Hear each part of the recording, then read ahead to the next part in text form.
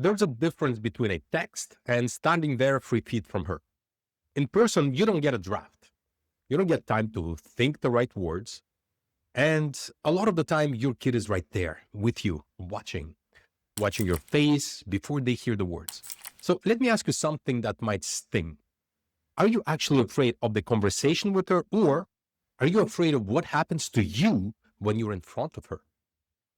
Because a lot of divorce dads aren't scared of talking, not scared of having conversation. They're scared of the body response, the tight chest, the heat that rises, the tunnel vision, the urge to justify, argue, defend, explain. In short, JADE. And then you walk away and you pay for it for the next 24 to 72 hours, replaying it in your mind, hearing your tone, worrying how it looked, wondering what it cost you in court, in credibility, in your kid's well-being. That's the pain. And here's the opportunity for you. If you learn to walk into that room with a plan and the ability to listen without getting hooked, the conversations stop being a coin flip. You stop surviving exchanges, you start leading them.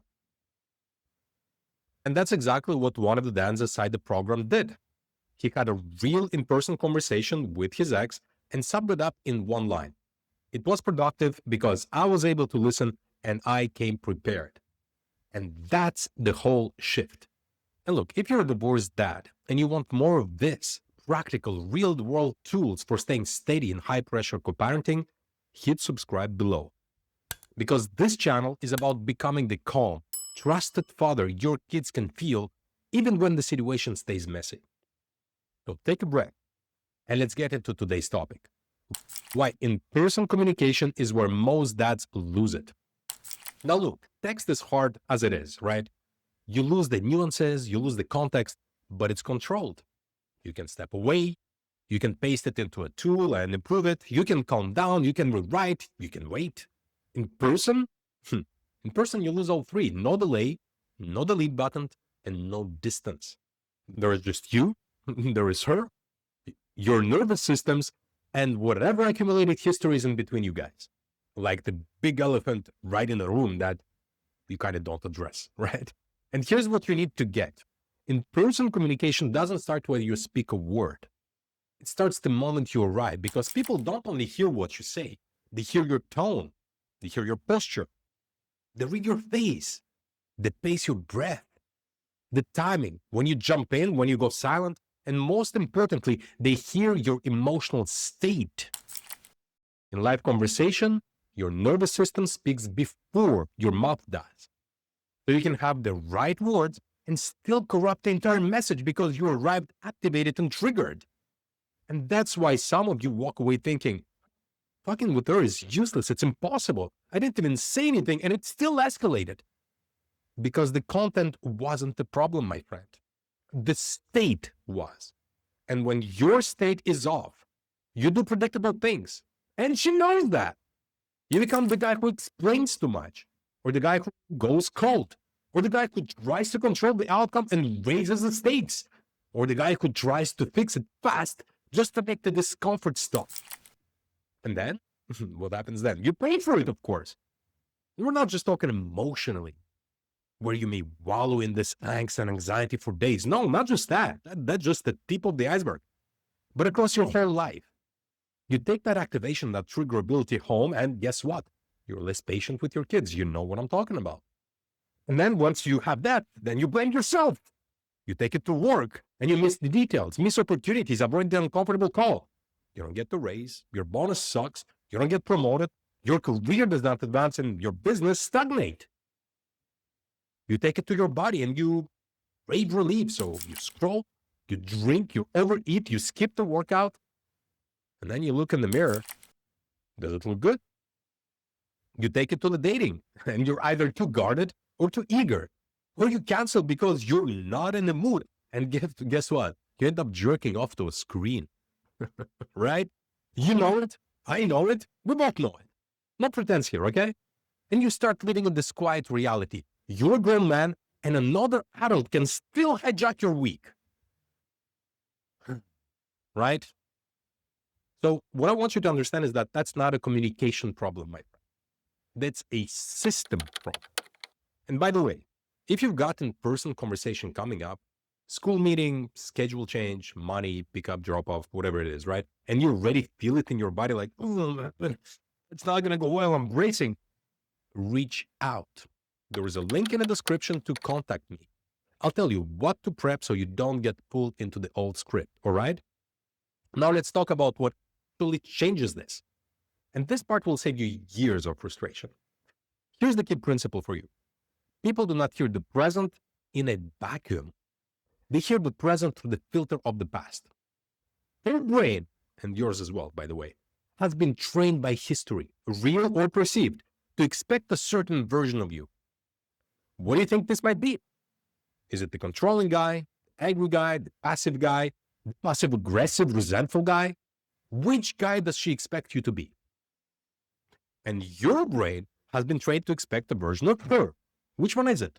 The bitchy, the silent, the passive aggressive, the yelling, the manipulative, the poor victim? You get the idea, right? Here's how it works.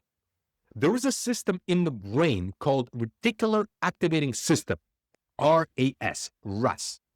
Its job is to filter reality and flag what's relevant.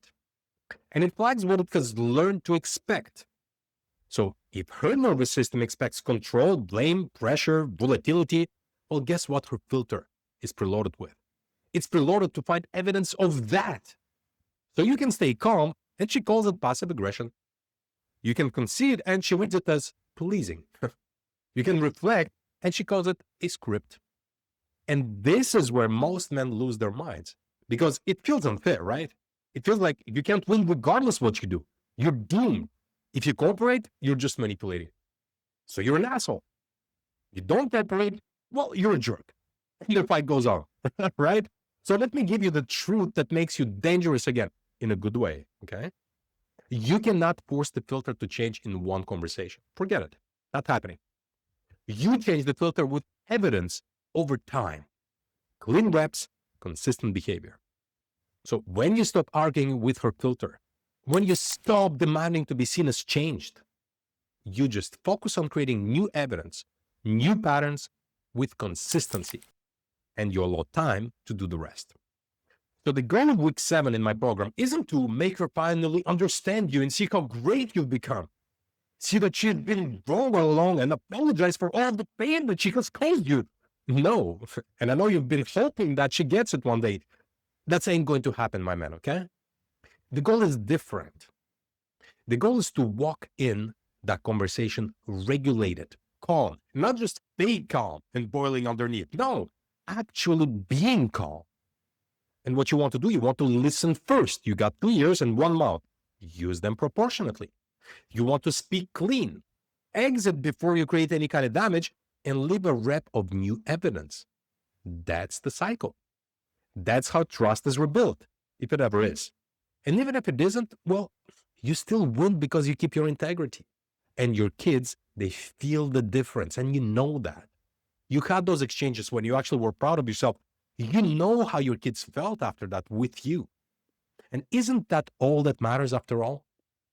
So I want you to think of it this way. Clean reps in communication are like physical therapy after an injury. Small movements done consistently restore function over time. You're not going to heal from a broken leg overnight. It takes time and takes reps. Without reps, you're never going to heal. But with reps, you give yourself chances. Unfortunately for you, and for me, and for everybody around, it's easier said than done. Why? Well, you won't be surprised to find out that most men try to lead before they've listened. You included. They want to fix. They want to resolve. Correct, defend, explain, prove intention. And every one of those moves creates more resistance even when you're right. Especially when you're right, as a matter of fact. Because the moment a person doesn't feel heard, they stop receiving what you're saying and start preparing their counter. So you say something without listening, she counters. Then you counter. Then she counts harder. Then you count harder. And what it becomes is not a conversation. It's two nervous system trying to protect themselves and countering and escalating. And your kids, they feel that instantly. They're stuck in the middle of your fight. You counter, you escalate, and they are feeling that. So week 7 in my program, Dad's Rise from Triggered to Trusted, installed embodied communication. Not better scripts. We're not playing that game. A different order of operation. First you receive, then you express.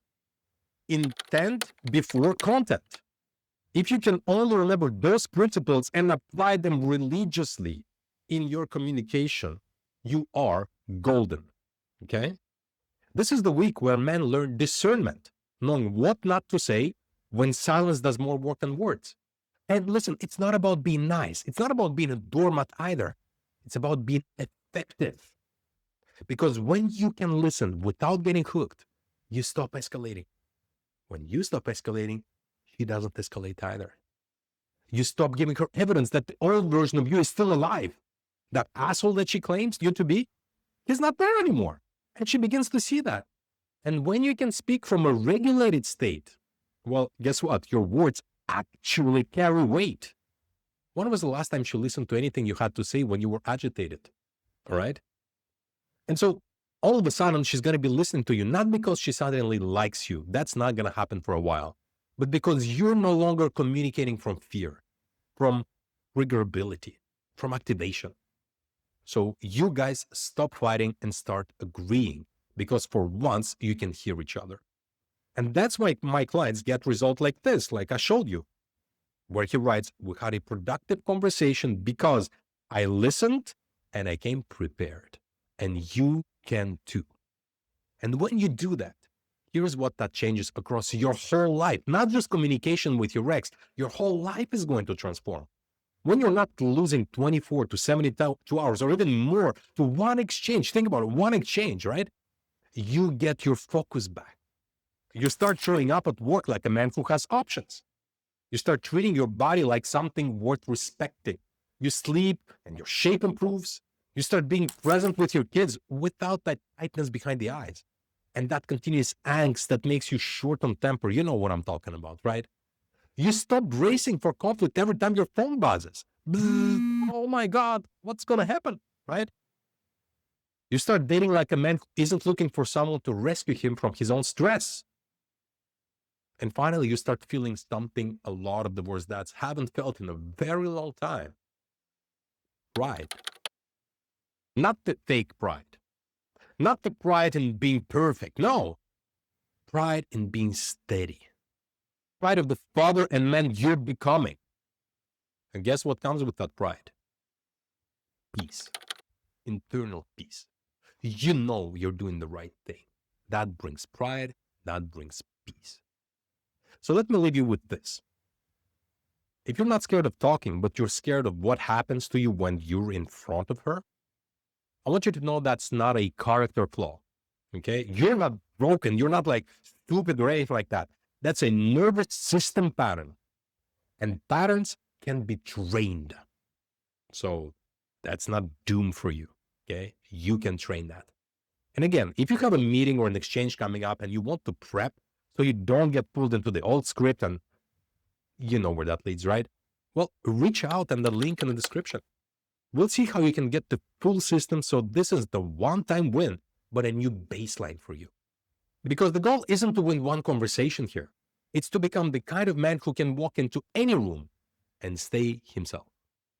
And never forget, when dads rise, kids thrive. Take care.